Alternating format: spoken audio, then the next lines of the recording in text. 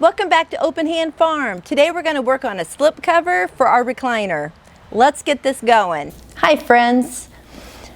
I'm sitting here in our brand new cream colored recliner. We had a faux leather burgundy one that belonged to my husband's mother, and we brought it over because sometimes my parents come and they do better in recliners. And then we kind of got used to having it. I decided that we needed to not have a burgundy one. I thought that was a really good idea to buy a cream colored one to match our couch. But then when we got it home, I realized that that recliner was our go-to when we came in from working in the garden or dealing with animals or any other messy job. We would sit in that recliner because it was faux leather and it didn't matter.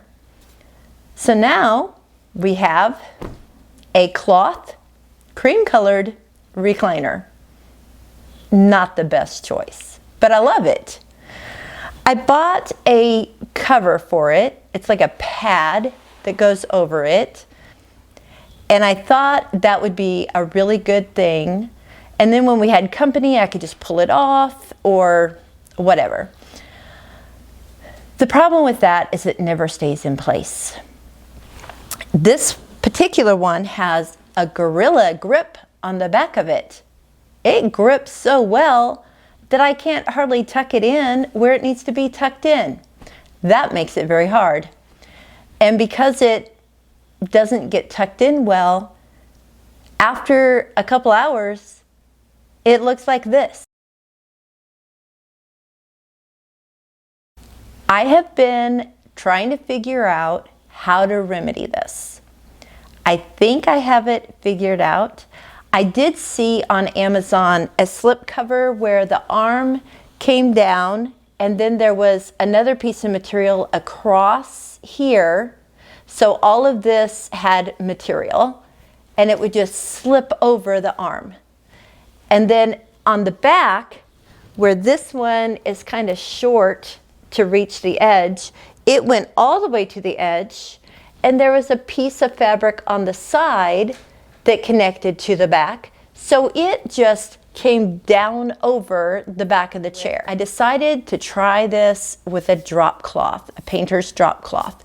It's the color I want, the canvas color, and it's big. So I'm going to use this cover as my pattern to start with, and I'm going to enlarge it and add the little pockets that need to be added to hold things in place. So let's see how this goes. To start with, I wanted to show you the drop cloth that I ordered from Amazon, and I'll leave a link in the description to this. I bought the 9 by 12 because that would give me plenty of length and width to work with. In order to use this as my pattern, this cover, I'm going to have to lay it out and see where I want extra fabric and how much I need. So as this goes around, I want mine to kind of come down to about there. So at this point, it's 6 inches, but up here, it's more like 7.5 inches. So I'm just going to kind of draw that out, and from the middle of this armchair, I want it to go down about 12 inches. So I'm going to write that down. Just so you know, I'm just guessing at this as I go. I want this piece to go all the way across the chair so that I can add fabric here on the side to make a pocket also. So I'm going to measure how wide I want this. I'm going to go a little bit past the puffy part. I'd rather have it too big than too little. So I've got 34 inches across there. Then I need to know how wide this area is from the back so that I can put a pocket area in there. I also want to see how far back I want this to go down on my chair. So I'm going to start here in the middle of the top, and I'm going to measure down, and I'm thinking about 26 inches. That'll take me down to the part where the chair starts to fold.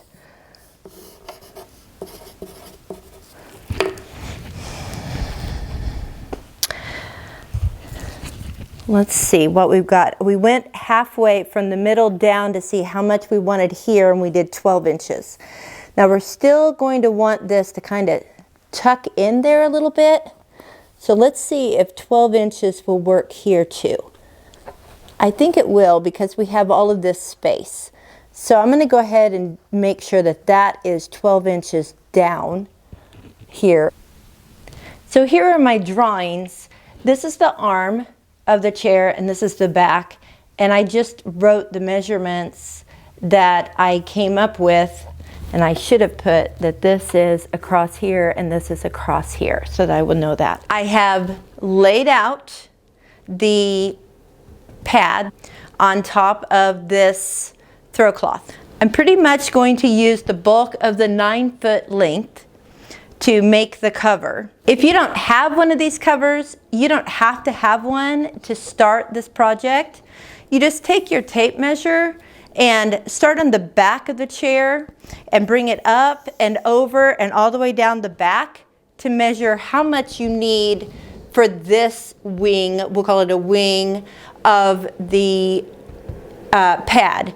Then you want to measure from wherever it's going to go over the arm, start there, measure all the way over the arm to this area here, which will give you this wing. And this one, of course, will match that one. So you can just do that. You then will have to measure your seat depth, and then however much down you want to go onto the front part of the chair. We know that we want it as long as the pad, but we also need to have it longer at the top because I wanted it to come over further in the back. So I've left this amount of space, which will probably be more than I need, which is fine. I can cut it off later. I'd rather have more now instead of running out of fabric in the middle of the project. So I know that I measured my back to be 34 inches. So I'm going to lay this out and that'll show me that. But because I'm going to want to have a seam allowance to sew this fabric to the side pocket, I need to add. So I'm going to add an inch on each side because, like I said, I'd rather have too much than not enough. So I'm going to measure out 36 inches. And I'm going to kind of look here, 1, 2, 3, 4, 5. Follow that line, 1, 2, 3, 4, 5. So that is pretty well the middle. I'm going to mark that. And then I know that that's how wide I need to make this. So what I need to do now is draw my line so that I know the depth that I need for this chair. After I measured the different parts on the chair, I realized that I needed to know just the width of the back of the chair because it's wider than the seat of the chair. So I went right to the base of the back and I drew my measuring tape right over it to where I wanted it to end.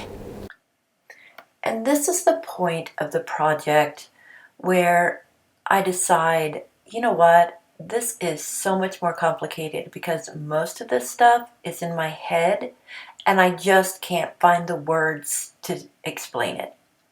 So from this point on, I will be showing you what I did, but won't have very many words. So I hope you can follow. I went ahead and cut around the drop cloth at the measurements that I had taken, and was careful to leave about an inch seam allowance where I knew I was going to be sewing sections together to make the pocket areas. This is what it looks like when I lay it over the chair. I left the sides and the front and the back a little bit long so that it would be easy to work with it. I have a couple notes here before we start sewing.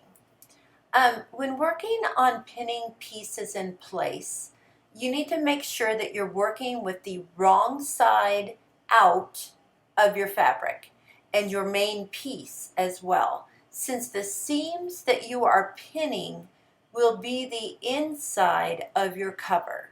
I didn't have to worry about that because the drop cloth was the same on both sides.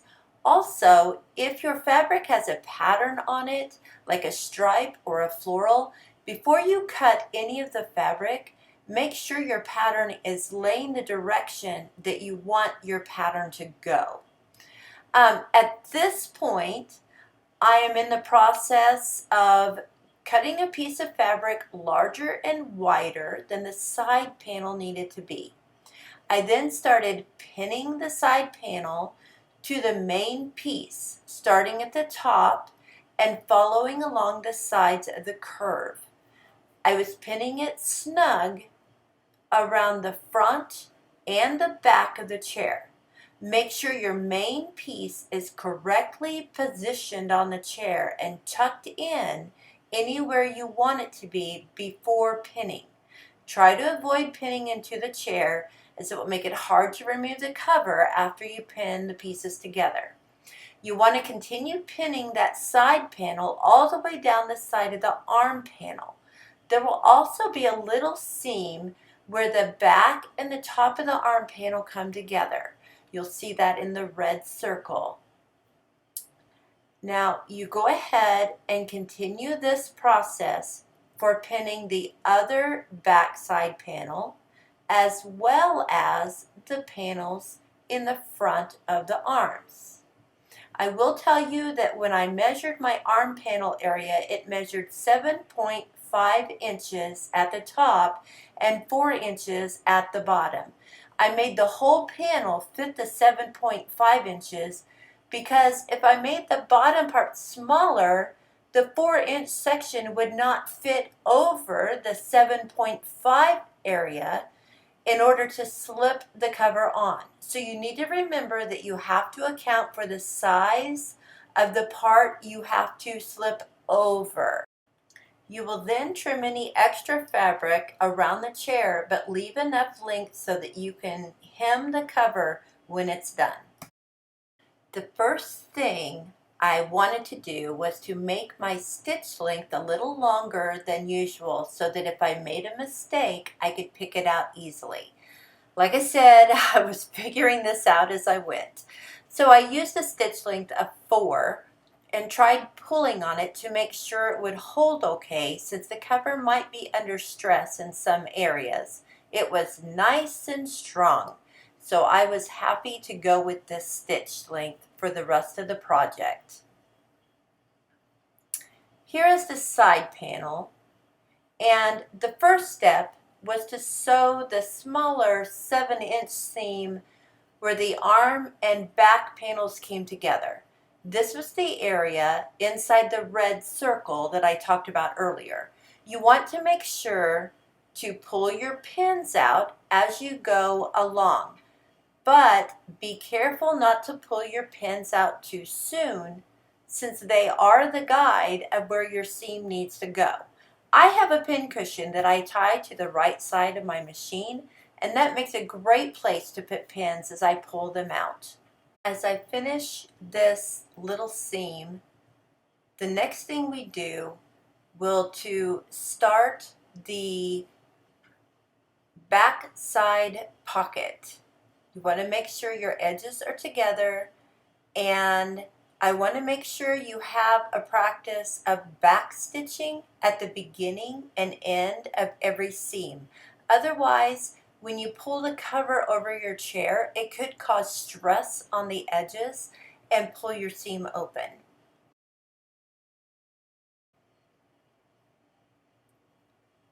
As you can tell, I wasn't very careful when placing some of my pins on the side panels, so some of the pins were backwards as I was sewing, and that made it very difficult to pull them out as I went. I did eventually turn off the video and take some time to turn some of the pins in the correct direction. If you need to do that, you need to do it very carefully though, not to lose any of your sewing line. So be sure and turn them around one at a time. One of the hardest parts of making this video was keeping all the extra fabric out of the way, and I didn't realize how much my table was vibrating while I was sewing. I do want to say that you too will have a lot of fabric to deal with.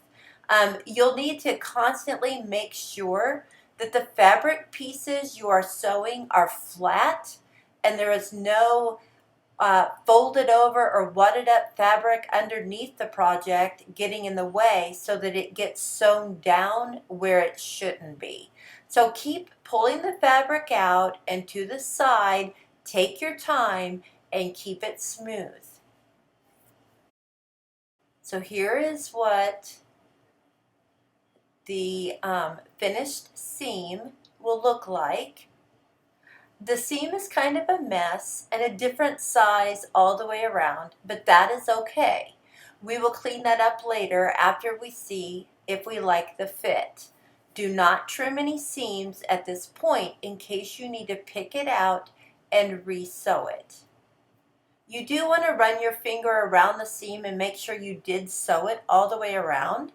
I missed a small section where the 7-inch back seam meets with the seam of the arm and back panel. Since there are two seams that need to intersect there, it's a little trickier. So you just lay out the seams, position them, pin it if you need to, and go in and sew over that section again. It's no big deal. It happens.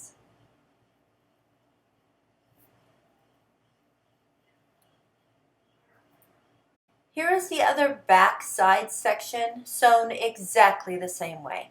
At this point, I did though realize that some of my pins were even on the underside of the project. I ended up sewing over a flat head pin and had to pick the stitches out to remove it. Don't do this at home. Now I will sew one of the arm pocket sections again the same way. At this point, I again want to say, do a back stitch before you start. Make your fabrics lay flat as you sew. And when you're pulling your extra fabric aside, make sure your needle stays in the project so that it can hold the fabric under the presser foot better. And that way when you're pulling and tugging, it doesn't shift the whole project for you. As you go around the curve, you might end up with a couple of little gather-like stitches, but that's okay because you are fitting it in around that curve. Now with our seams all done, we're ready to take it for a test fit. So I turned it right side out, made sure I had all my pins out, made sure I sewed all the pockets I needed, and then I started putting my back on first since it was the deepest section to slip over. I can't tell if my husband is approving of my efforts in the background or not.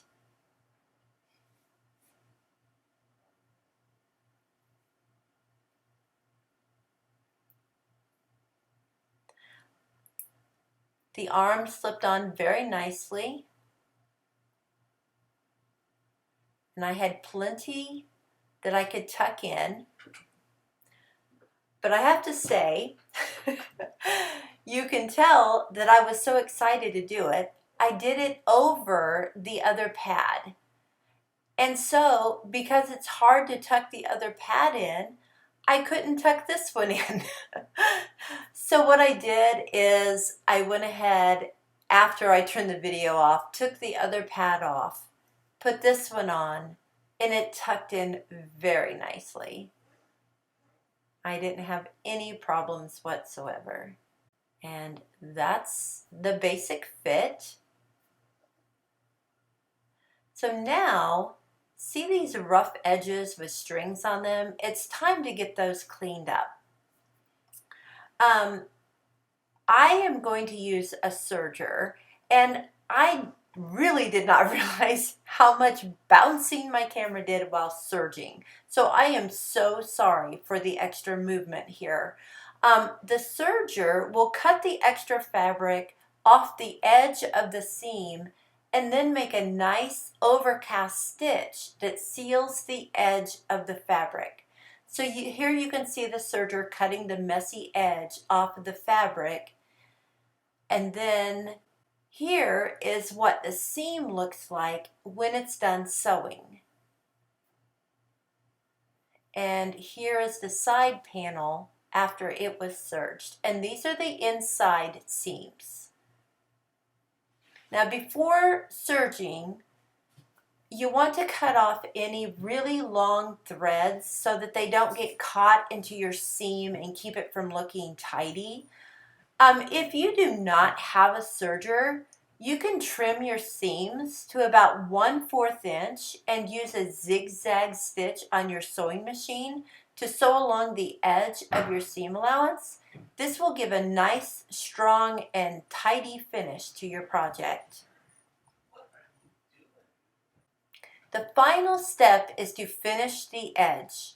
I chose to serge my edges, but if you don't have a serger, you can do a zigzag along the edge and then fold it under and hem it that way. Here is the finished project. I have to say I am very pleased. It tucks in nicely around the seat and it seems to be snug. The side panels are a little baggy, but that does not bother me. This belt came with the previous pad. It came with 2 of them. It was supposed to wrap over the footrest and the top back of the chair, and I didn't like the way it looked. But I did use one by cutting it to size and sewing it under my footrest section so that it could be held in place. Here is the chair in all of its glory. I am so happy.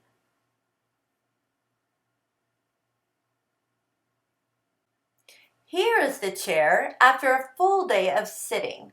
It was a rainy day, so we just took turns sitting in the chair, and by the end of the day, I don't think it looked too bad. Nothing a quick tuck around the seat wouldn't fix. I am pleased. If you are pleased, give me a thumbs up. If you haven't subscribed, please do. Let me know in the comments below some things you are interested in learning. I would love to spend more time with you. See you soon.